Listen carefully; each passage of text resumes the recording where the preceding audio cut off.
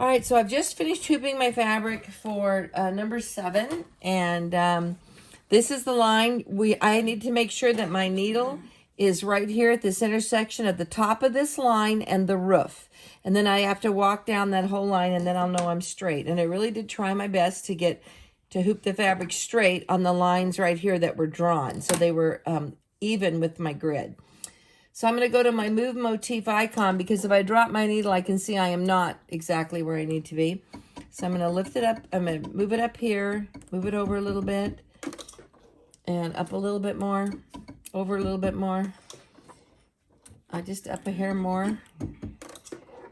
I think that is it right there. No, just over more. Sorry. All right, boom. That's it right there. Now, I'm in my move motif icon, but I've moved my needle exactly where it needs to be. I'm going to release my screen, because now I'm going to go to broken thread, and this is how I sew without thread.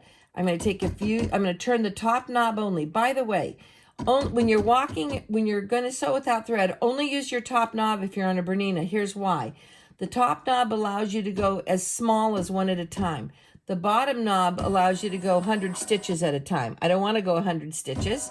So, I mean, it does a lot of stitches at one shot. So, always use your top knob. Take a few stitches, drop my needle. Perfect. Walk it, drop it. Off a hair, walk it, drop it. Oh, just off a smidge. I'm still kissing the line. I'm just still, and on that one. So, I'm going to move it over 1 click to the left. So, I'm going to get out of here and move that over 1 click to the left. And then we'll try that one more time. Let's start from the beginning. I'm going to walk it again to make sure I'm right. It's still good. Take a few stitches. Yeah, that's good.